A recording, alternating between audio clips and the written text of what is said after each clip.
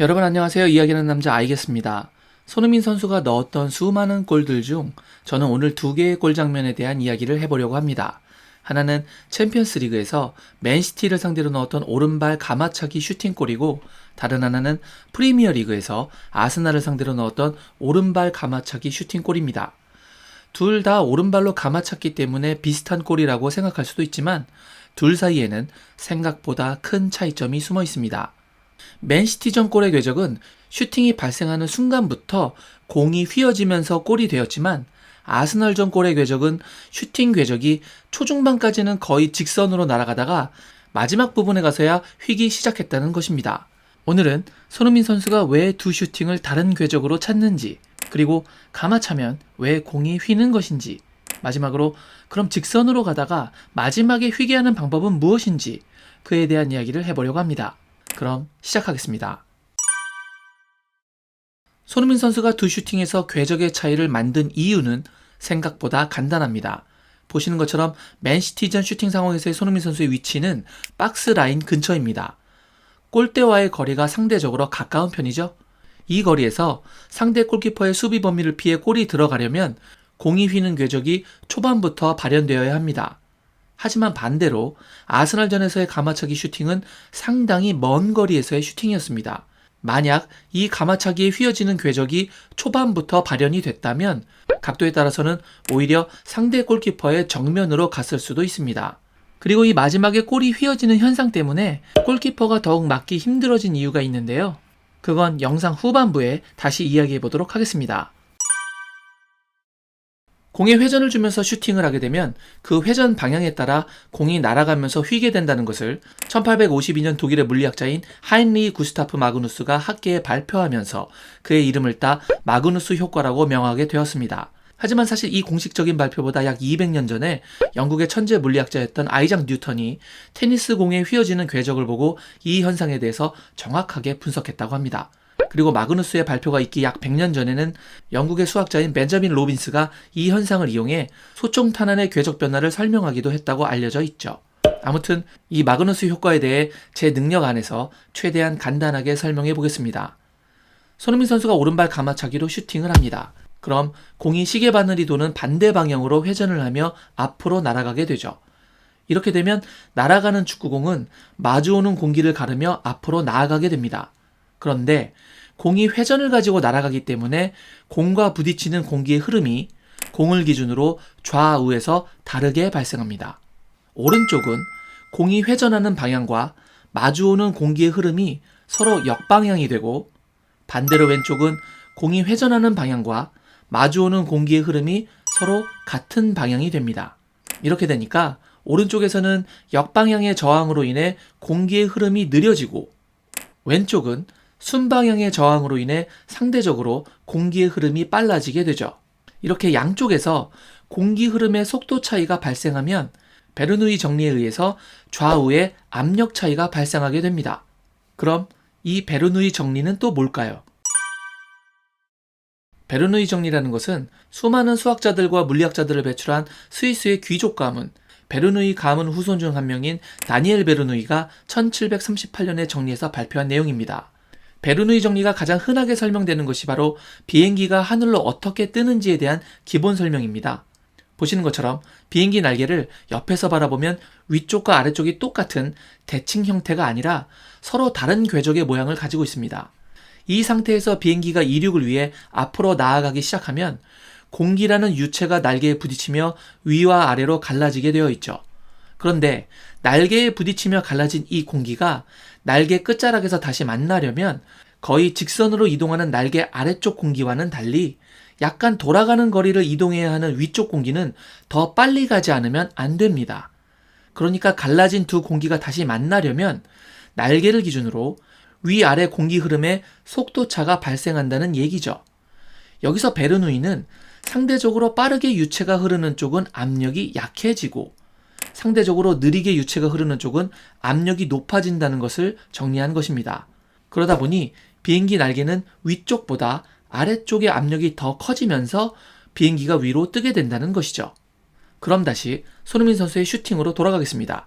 지금 이 공도 공의 회전으로 인해서 공의 오른쪽과 왼쪽에서 공기 흐름의 속도 차가 발생했죠. 그러면 베르누이 정리에 의해서 압력이 달라지게 됩니다. 역방향으로 인해서 공기 흐름의 속도가 느려지는 오른쪽은 압력이 증가하고, 순방향으로 인해 공기 흐름의 속도가 빨라지는 왼쪽은 상대적으로 압력이 낮아지죠. 이렇게 압력의 차이가 발생하다 보니 공이 점점 왼쪽으로 휘기 시작한다는 것입니다. 그러니까 손흥민 선수가 가마차기 슈팅을 할 때 공의 궤적을 더 휘게 하고 싶다면 공의 회전수를 더 많이 주겠죠. 그럼 양쪽에 공기 흐름의 속도 차는 더욱 크게 발생할 것이고, 그럼 공은 더 많이 휘어질 테니까요. 그 휘는 궤적의 차이를 손흥민 선수는 계산을 한다기보다는 수많은 연습을 통해서 감각적으로 해내는 것입니다. 역시 대단하십니다.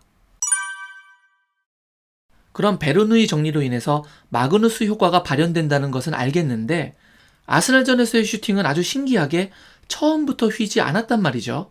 그럼 슈팅을 하고 후반부에서부터 공이 회전을 시작한 것일까요? 사실 그럴 수는 없습니다. 손흥민 선수는 분명 슈팅하는 순간부터 공에 회전을 주면서 킥을 날렸죠. 그렇다면 과연 어떤 방법으로 공이 처음부터 휘지 않고 마지막에 가서 휘게 할 수 있었던 것일까요? 그건 다시 1976년으로 이동해야 합니다. 1976년 영국의 피터 비어맨과 그의 연구팀은 마그누스 효과에 대한 새로운 사실 하나를 발견하게 됩니다. 공의 회전수가 마그누스 효과를 크게 하잖아. 그런데 마그누스 효과를 반대로 낮추는 방법이 있었어. 그건 공의 속도가 빨라지면 마그누스 효과가 떨어진다는 거야. 참으로 놀라운 발견이죠. 그러니까 공의 회전수가 많아지면 더 많이 휘겠지만, 날아가는 공 자체가 너무 빠르게 날아가면 공이 이번에는 반대로 덜 휘게 된다는 겁니다. 그렇다면 과연 회전하는 공이 얼마나 빨리 날아가야 마그누스 효과를 전혀 안 받게 될까요? 연구 결과에 의하면 공의 속도가 적어도 초속 36.5m, 시속으로 얘기하자면 시속 131km를 넘어야 공이 회전을 함에도 불구하고 휘지 않고 직선으로 날아간다는 것을 밝혀냈습니다. 그러니까 손흥민 선수의 공이 처음에는 휘지 않다가 마지막에 휘어지면서 들어갈 수 있었던 것은 그 슈팅이 초중반까지 시속 131km를 넘어선 속도로 진행됐기 때문입니다. 그러다가 속도가 점차 떨어져서 시속 131km 아래로 진입하는 순간부터 이제는 마그누스 효과가 발현되기 시작하며 공이 왼쪽으로 휘기 시작한 것이죠. 그런데 분명 말씀드리지만 시속 131km 이상의 슈팅을 찬다는 게 절대 쉬운 게 아닙니다. 우리나라 K리그에서 캐논슛 대회를 이벤트로 했었죠. 기록을 좀 찾아보니 2002년 우승자가 이기영 선수로 시속 131km, 2003년 우승자가 정조국 선수로 시속 135km, 2004년 우승자가 이관우 선수로 시속 128km였습니다. 지금 보신 것처럼 시속 131km를 넘기지 못하고도 캐논슛 우승을 한 적도 있을 정도입니다. 이 정도로 시속 131km를 넘기는 것은 정말 어렵죠. 그런데 여기서 우리가 한 가지 반드시 알고 넘어가야 하는 것이, 이 이벤트의 슈팅들은 페널티킥 지점에 정지된 공을 선수가 달려오면서 정확도와는 상관없이 최대 강슛이 가능한 발등으로 찼을 때 나온 속도라는 것입니다. 손흥민 선수는 공을 드리블하며 달리던 상황이었고 발등이 아니라 회전을 줘야 했기 때문에 발 안쪽으로 감아차면서 슈팅을 가져갔었죠. 감차로 시속 131km 이상의 속도를 만들어낸다는 게 얼마나 어려운 일인지 이제 느낌이 오시나요? 그리고 거기에 더해 골대 앞에서 휘어지며 네트를 가르는 정확성을 겸비한 것이었죠. 그것도 연습도 아닌 실전에서 말입니다. 이 모든 것은 아까와 마찬가지로 손흥민 선수가 계산해서 차지는 않았을 것입니다. 많은 연습을 통한 본인의 동물적인 감각으로 이뤄낸 골이었습니다. 무리뉴 감독이 이렇게 놀랄만한 값어치가 충분한 골이었다고 생각됩니다. 그럼 아까 잠시 미뤄두었던 설명을 이제 할 때가 되었네요. 끝에서 휘는 아스날전의 골이 더 막기 힘든 이유가 있다고 초반에 말씀드렸었죠? 그 이유가 바로 이것입니다. 공이 너무 빨랐던 것입니다. 시속 131km 이상으로 날아오는 공이었기에 레노 골키퍼가 반응하기 어려웠다는 것이죠. 우리가 TV에서 화면으로 보는 것과 실제로 저런 슈팅을 마주하는 것은 실로 엄청난 차이가 난다는 것을 직접 볼을 차보신 분들은 분명 아시리라 믿습니다. 어떠셨나요? 가마차기 슈팅은 왜 휘는 것이며 손흥민 선수의 두 가마차기 슈팅은 왜 그런 차이가 발생했고 그것이 어떤 결과의 차이를 만들어냈는지 잘 이해가 되셨나요? 최대한 쉽게 설명한다고 했는데 잘 전달이 됐는지 모르겠습니다. 만약 잘 이해가 되고 유익하셨다면 응원의 의미로 좋아요 부탁드리겠습니다.